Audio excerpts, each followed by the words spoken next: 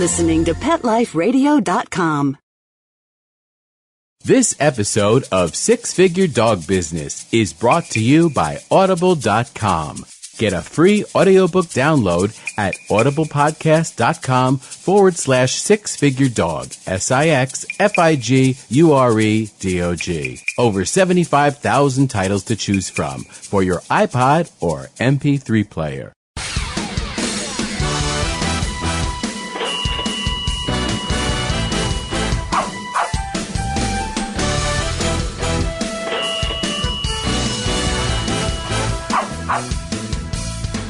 Well, hello and welcome to Six Figure Dog Business on Pet Life Radio. I am your host, Ty Brown of sixfiguredogbusiness.com.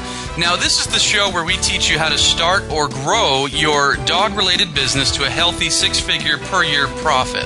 Now, today on the show, I'm really excited because we've got somebody that's done that and then some, who's built an amazingly large business in the dog industry. And so stay with us. When we come back, we're going to be speaking with Amy Nichols.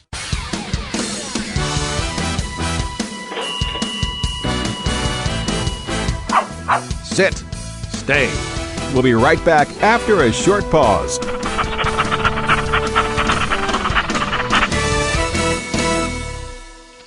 Hey boy, how you doing? What am I doing? I'm creating your own life book. It's a website that's just for you. Remember that picture I took of you pulling off Lisa's bathing suit? Yeah, I know, me too. I'm putting that awesome picture on your life book page. We'll see what comments we get. And that great video we took of you standing on the table with your head inside the turkey? That's definitely going on there. No, it's easy. It only took me 2 minutes to set up your page. I chose a great theme, and I can connect with millions of other pet parents. I can also create a memorial life book. No, not for Grandma, but we can make one for Fluffy, remember her? And we can even put links to our favorite pet charity. And friends can make donations. People can create their own life book for their pets by going to petliferadio.livingyearspets.com. Or they can sign up on the Pet Life Radio homepage. Where's Lisa? She's outside by the pool. Hey, come back here! Create your own life book for your pet. petliferadio.livingyearspets.com. Hi, this is Marcy Davis and my service dog Whistle, and we're your hosts of Working Like Dogs on Pet Life Radio. Working Like Dogs is the show where you can learn everything you ever wanted to know about working animals or working dogs. Whether you're a member of a working dog team or you've just seen a working dog or animal out at the mall or the grocery store and you're curious about how these amazing animals work with their human partners, then Working Like Dogs is the show for you. Join us for the inside scoop at Working Like Dogs on PetLifeRadio.com.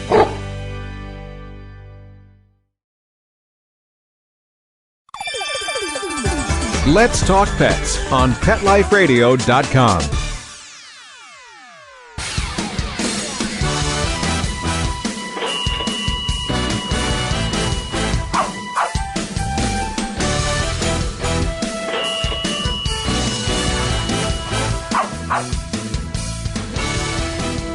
Okay, and we are back, and with us today, as I mentioned before, we are with Amy Nichols. Now, Amy Nichols is the founder and the CEO of Dogtopia. Welcome to the show, Amy. Hi, thanks for having me. Yeah, we're thrilled that you're on the show. Why don't you just give us a brief synopsis of who you are and what your company is? I know a lot of people are familiar with Dogtopia, but it's you guys aren't in every state yet, and so why don't you tell us who you are and what you do?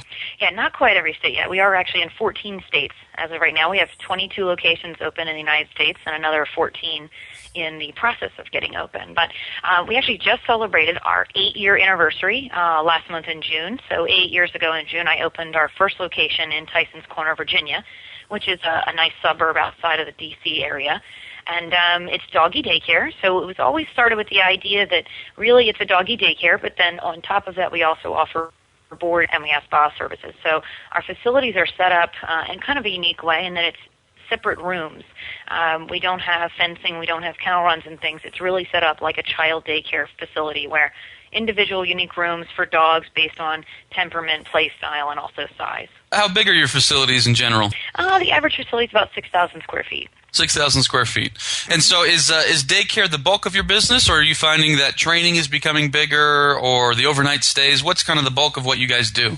I like to say that daycare is the cake, and boarding and spa and everything else is the icing on it. So when we talk to franchisees about building their business, I tell them that really they should be able to pay all their bills on daycare alone. And really across the board, every location, daycare tends to make up about 65% of revenue. So it's very, very significant. And it's steady throughout the year. So about twice a year, August, and then in December around the holidays, boarding goes way up. But other than that, this keeps us nice and steady throughout the year, so you don't have to worry about big seasonal changes. Okay. And towards the end of the show, I want to get more into that because I know a lot of people that listen to this show are looking to start their business and, start their dog business or maybe, add on to an existing business or that type of thing. So I want to get more into that. But before we do that, what I want to talk about is get into some of the nitty-gritty. Like you mentioned, you guys have 22 locations, right? That's correct. 22 locations, so nobody grows a business to 22 locations without figuring out how to do some things very well with marketing. And so I want to get into some of those things. Now, the first thing I want to talk about, and we haven't talked about this on any of my other shows really, and I know that you guys do this very well, so I wanted to get into that. And it's something that's a little bit frightening for me personally because I still have this this image of when I was in high school trying to throw a party and it going bad, not enough people showing up, and not enough things happening. And I know that one thing that you guys do a lot of, host events. What kind of events do you guys host at your locations?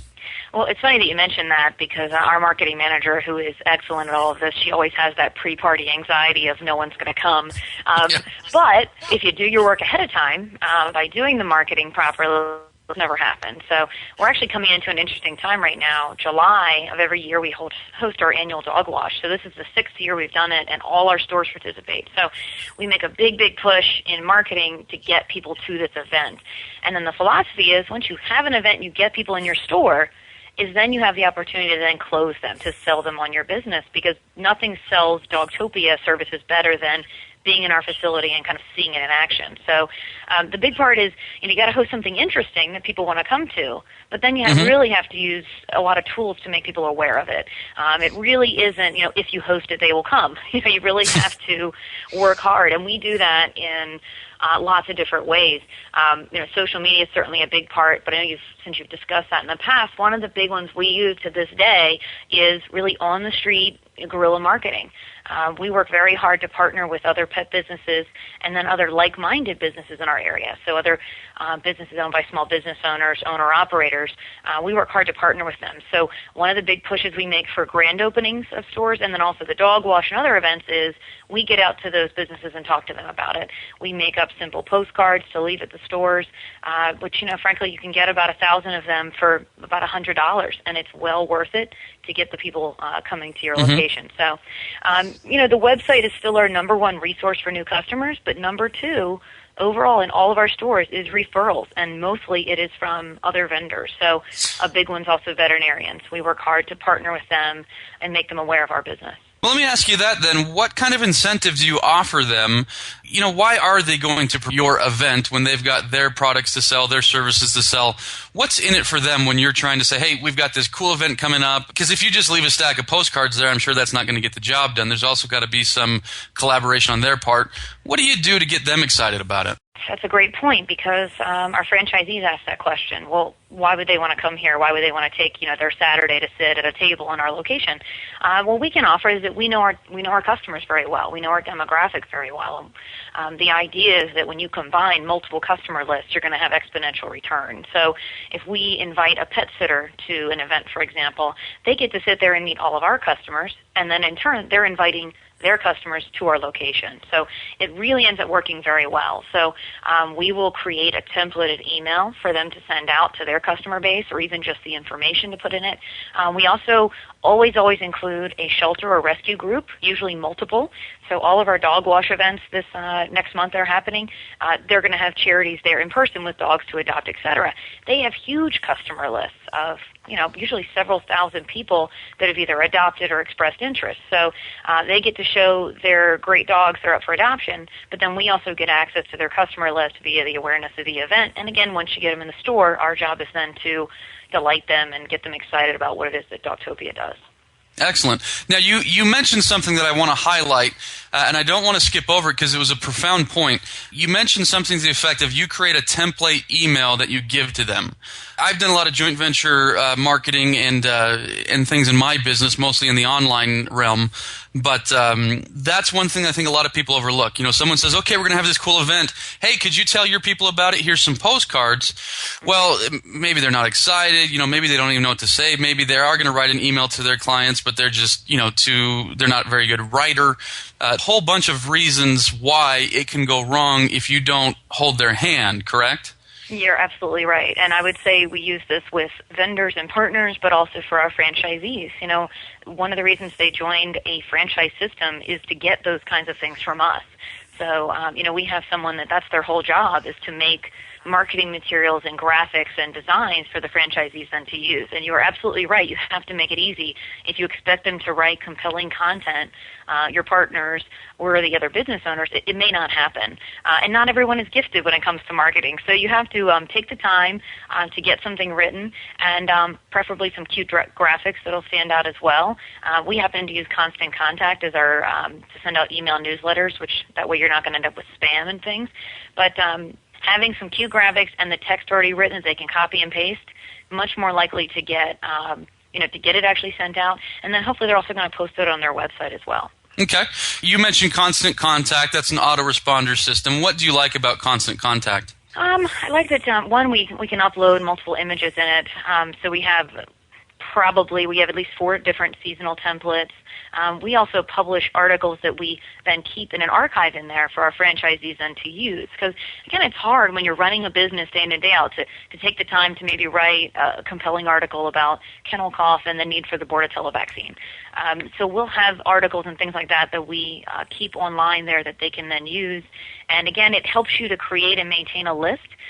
The fact that there's an auto-opt on every email they send out so that you're not getting people blocking you for spam, I think is a big help as well. And I wanted to highlight that as well because anytime I'm doing consulting for small business owners, 99 times out of 100 they don't have an autoresponder system. And that's one of the first things I'm always recommending to people is get yourself an autoresponder system. Depending on which one you go with, it's $10, $15 a month, $50 it's a very small investment. But like you mentioned, it allows you to maintain a database to where you can send out an email to everyone about your upcoming event, about this article, about something that's going to be of interest to them. Exactly. And so, have you ever used anything other than Constant Contact? There's a few other products we've used that are kind of smaller, but I would say the other thing we really like for people that really want to see what the ROI is, what's the return on investment for the $25 I'm spending, is you get to see who clicked through. So that can also teach you what do they like. I'll tell you what's kind of funny is one of the things people always click through for more information is we call it Breed and Brief. So, each month we feature maybe the Keeshond one month, and we talk about what's interesting about that breed. People always click through because they want to learn about their dogs. We try to have each newsletter have a kind of an event reminder, something that's coming up in our stores, but we also focus on a dog breed, and then we usually do some kind of educational health type piece. But it always, it never fails that people will click through to that, and then also they'll click through to look at pictures. But that teaches us that. So we now know, okay, we got to make sure our photo gallery stays up to date because that's where everyone's going. Well, and this is great information because you're making so many excellent points that what you're doing is you're educating your clients and your potential clients. You just mentioned your newsletter. It's, hey, we've got this event, we've got this breed, we've got these pictures, we've got this article on health. Nowhere in there are you actually trying to sell something. You're not saying, hey, come in today and put your dog in our training class. Well, maybe at times you will make that offer. But you're doing more education than you are pitching, correct? Exactly, and I will tell you we do include always a link to Refer a Friend, which is a program where if they refer someone to us, they get a $25 gift certificate, and that's very popular. But yeah, we really want to be, something that's so important in the pet industry is being a subject matter expert. The people that run dog daycare facilities and kennels and pet supply stores know a ton. They really have a tremendous amount of information that the average dog owner and pet owner doesn't have. So you need to get that out there. One-on-one is great in your store, but the wonderful thing about marketing, particularly with email lists, is it's one-to-many. So you can kind of share what you know about guinea pigs, what you know about that dog breed or why they should come and do a training class, what they're going to learn. So that's something that's really important. And then your customers will start to look at you as a source of information, and you're going to keep them forever that way. Excellent. That's a great point. And for those that are listening to this, you mentioned you use Constant Contact. Here at our company, we use AWeber and we use One Shopping Cart. Those are just a couple other similar type products to the Constant Contact. There's a number of autoresponders out there, but those are some great ones. And so now you've mentioned a couple other things about partnering. You've said that several times. We partner with this company, we partner with that company. You've even given us some tips on how to do that. But one thing that I also know about you guys is that you guys partner with a lot of dog walkers. Now, as a daycare, is there not a conflict there? Because obviously they're different services, but people often hire a dog walker because, they need to get their dog exercise during the day while they're gone at work. And people often go to daycare because they need their dog exercised and supervised while they're gone at work. And so are these two conflicting business models? How are you able to make unions? How are you able to make joint ventures with those types of companies? Well, that's actually a great question because I think that happens a lot in our industry is that people tend to look at it as a conflict. I look at it as a complement to our business because, to be quite honest, most dogs are not the type of dog that need to be in daycare every single day. And that might sound silly, like, oh, I don't want them every day. Not every dog really should be there every day. It's 12 hours of social interaction and playing with other dogs. And while the 2-year-old lab might love that, the 5-year-old Aussie might find that it's too much for them. It's too overstimulating. So we actually recommend maybe they do 2 or 3 days in daycare, and on the other days, so if they come to daycare Monday, Wednesday, Friday, then on Tuesday, Thursday, they have someone visit the house and do walks with them. And we found that to be much more valuable than trying to say that, no, this is the only thing you should do for your dogs, because really we want to present ourselves, too, as looking out for the dog's best interest. And if his best interest is not 12 hours, 5 days a week in daycare, then how can we better serve that customer? And then on the other end, again, getting access to the pets that are in the dog walkers customer list as well. We work together. We're going to have that many more customers together than we are if we're really competing with each other. So do you then form an exclusive relationship with one dog walking company, or do you like to have several? And if you do have several, is that a conflict right there? Well, that's actually kind of interesting, too. So what I tell people, and because the franchisees ask about this a lot, is I say I would personally make sure you've used the service.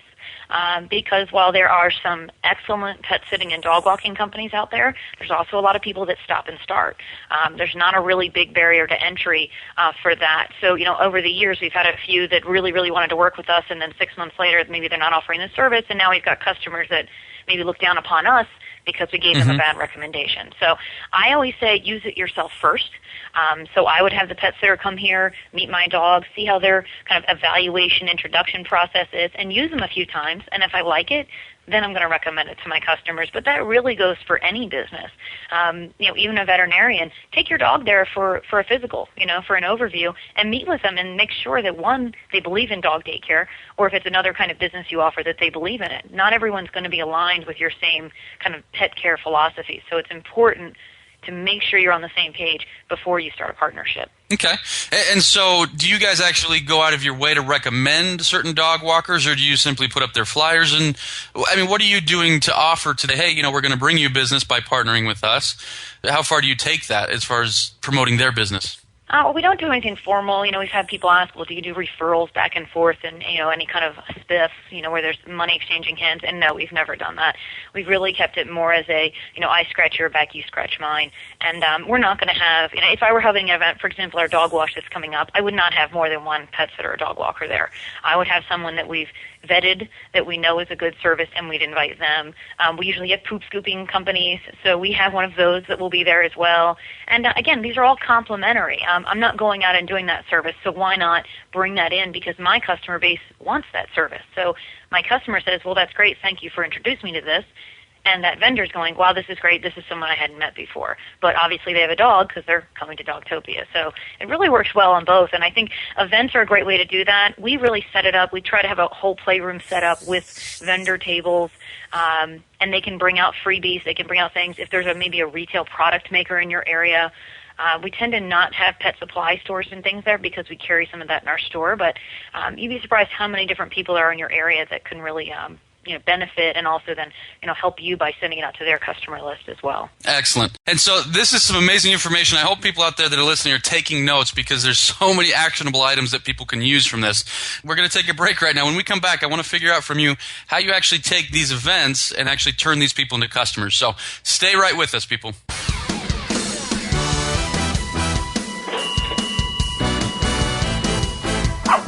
Sit. Stay. We'll be right back after a short pause.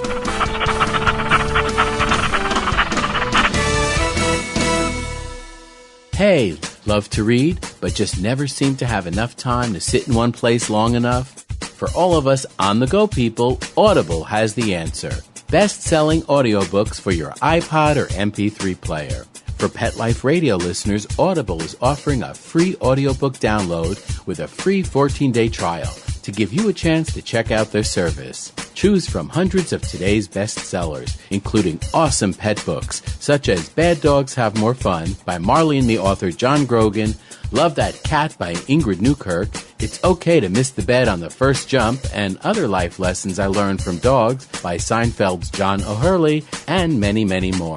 To download your free audiobook today, go to audiblepodcast.com/six-figure-dog, SIXFIGUREDOG. Again, that's audiblepodcast.com/six-figure-dog for your free audiobook.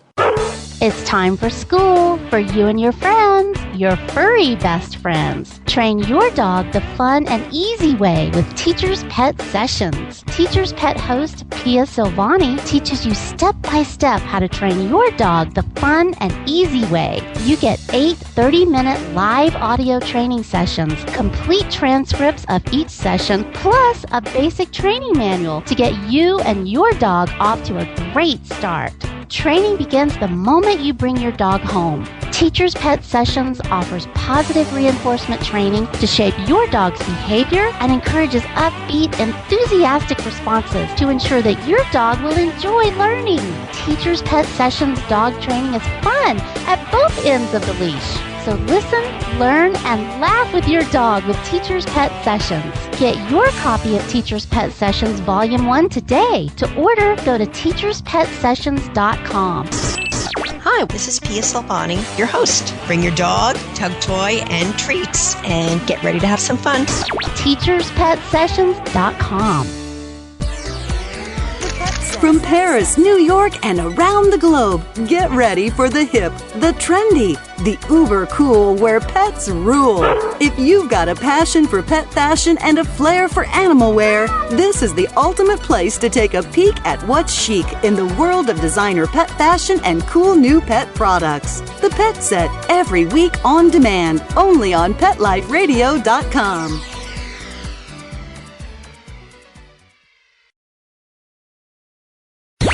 Let's talk pets. Let's talk pets On Pet Life Radio. Pet Life Radio. PetLifeRadio.com.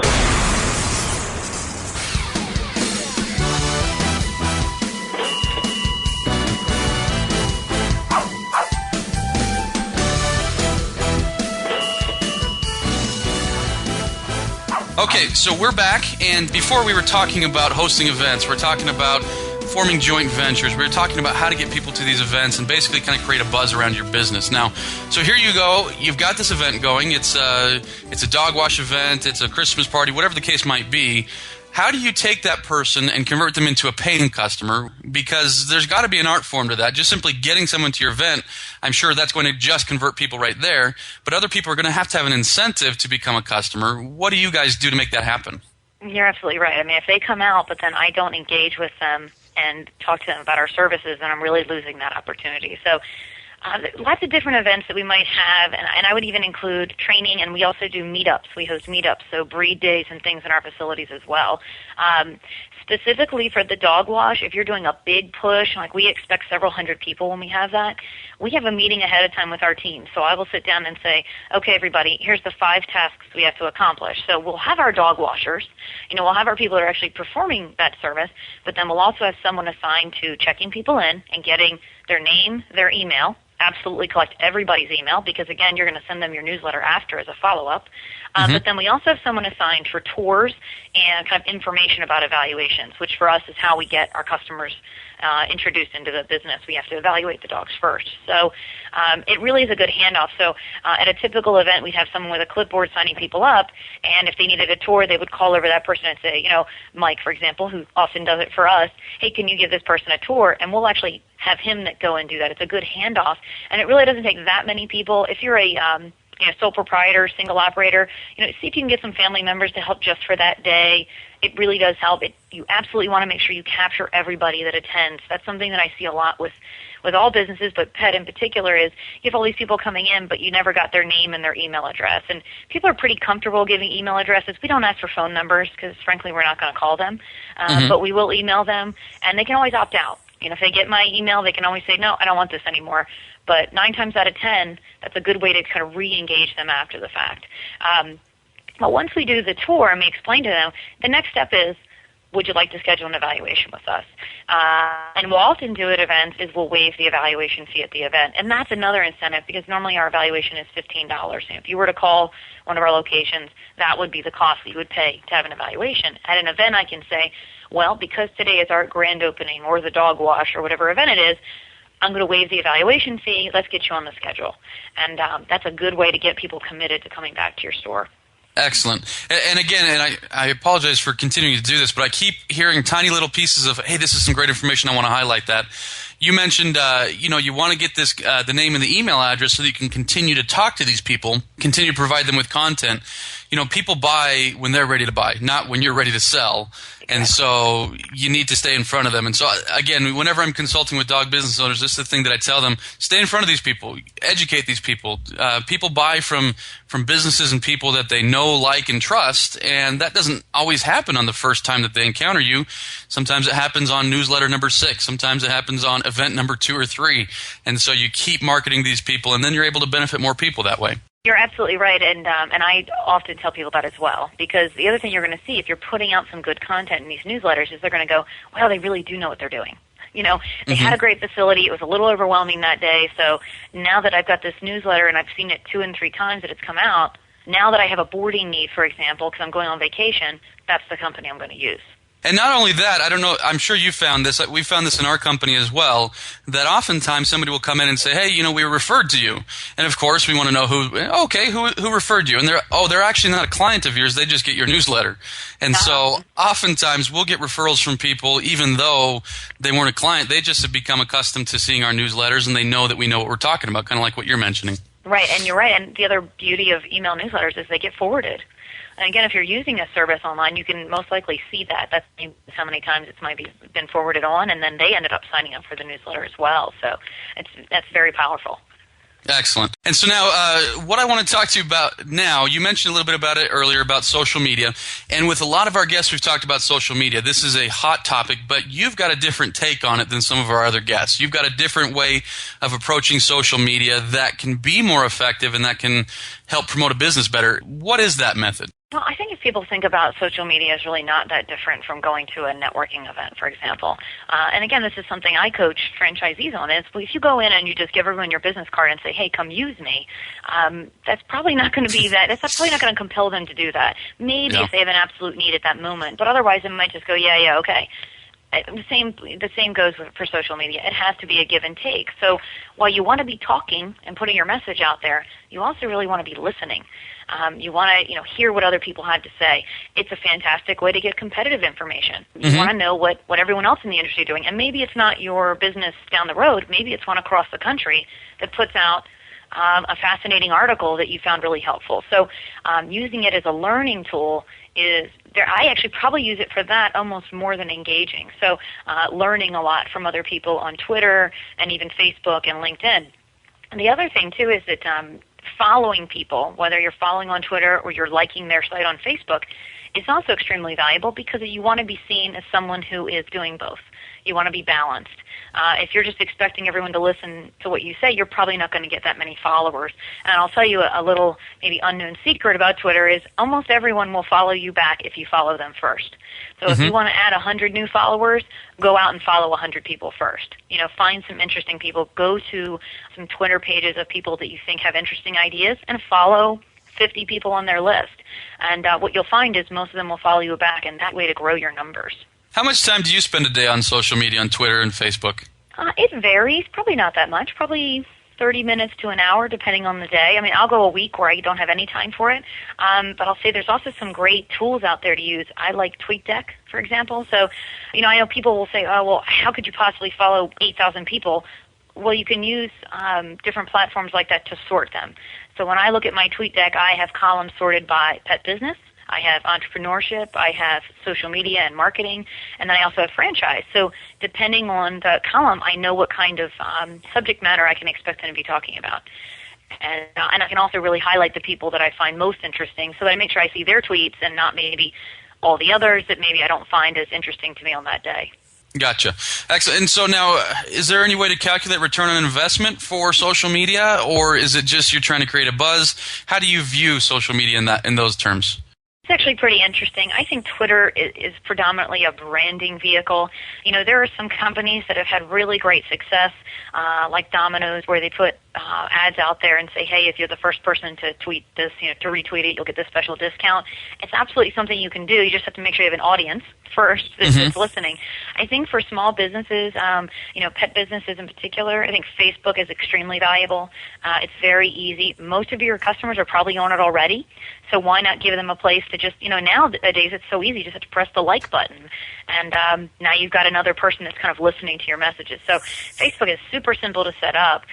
It's almost like 10 years ago, well, you have to get a website. Well, now you really can't ignore social media. You're going to get behind if you do. And things like Facebook, it's really not too terribly challenging to get up to speed on, and then also making sure you post things relatively common. So take 5 or 6 pictures every day in your facility and post them on your Facebook page. You'll be amazed how much people enjoy that. And again, much like with the email newsletters, they'll forward them on, they'll repost it, and then again you're getting much more bang for your buck, so to speak, for putting up just a few photos that maybe took 15 minutes to take and then 5 minutes to post. Excellent. Now, you've talked a lot about educating the consumer, about being interesting to the consumer, and that's what I want to talk to you about now, what I want to kind of finish up with. You've said before, you have to be interesting. You can't just be a dog business. What does that mean? Well, I mean, these days there's a lot of other people that are in our industry. You know, it's growing by leaps and bounds, so you have to find ways that make you unique and make you different. We're big proponents of press, getting media. I find media to be probably 10 times more valuable than paid-for advertising. But in order to get those kind of media hits, you have to do things that are unique and different and interesting. I think a great way to do that is events. Again, some ideas might be having a singles event. One of our stores did that recently. She happens to be a single person, and she kind of made it very lighthearted in that, hey, if we have our dogs with us, we're more likely to talk to each other. So bring out your dogs. We're having a singles meetup group, and it was very popular, and it made people really kind of comfortable, to come to that event. And she ended up getting in the newspaper as a result. Hey, here's a new way to meet your soulmate. Meet through your dog. So making things that are interesting and compelling and kind of cute will get you that media attention, and also get people in your building too. Excellent. Now, Amy, are you guys actively franchising right now? Are you looking for new franchisees? We are. Okay. Where can somebody go to get information about how to be one of your franchisees? Well, the best place is our website. That's dogdaycare.com, and we have lots of information on there. We also have some testimonials from our existing franchisees that have done videos and things talking about their business. The average store now for us is over a year old, so we've got some franchisees that have really been doing this business for a while. So I think they're one of the greatest resources for people to find out more about Dogtopia if they're interested in the franchise. But there's lots of media and different things on there that they can read and listen to learn more about us. And so you're perfectly okay if an interested, person emails one of your franchisees and say, hey, what's your experience been like and how have you enjoyed it type thing? Well, what I tell people is if they want to talk to the franchisees, they should talk to us first, because the franchisees are running businesses and they're very busy doing that. So what will happen a lot of times is the franchisee will say, hey, do you know this person? Should I talk to them? So if they talk to us first, we'll say absolutely. If you can give her a call back, we'd appreciate it. But we do respect the fact that the franchisees are business owners and they're running, active, busy businesses. So typically we say, talk to us first and we'll set something up for you. And that way we also know they're not getting hit up with a lot of calls and emails when maybe they're not serious people. Okay. And for those that might be interested, is there a certain size population that people need to live within in order to open one of these franchises? I will say that we do look for certain demographics, so we do want a little more urban, suburban densities. We mostly like to be near commuter routes, so our locations tend to be off major highways where you've got thousands of people traveling a day. So most of the folks are in metropolitan areas, but just outside of them. Excellent. So the company is Dogtopia. The website is dogdaycare.com, correct? Yes, it is. Okay, and the founder and CEO is Amy Nichols. Amy, thank you so much for being on the show today. You've given some amazing information. All right, thanks for having me. And so if you have any questions, comments, or ideas for a show, just email me at ty@petliferadio.com or visit my website, sixfiguredogbusiness.com. I wish you all the success in your business, and we'll talk to you soon. Let's Talk Pets, every week on demand, only on PetLifeRadio.com.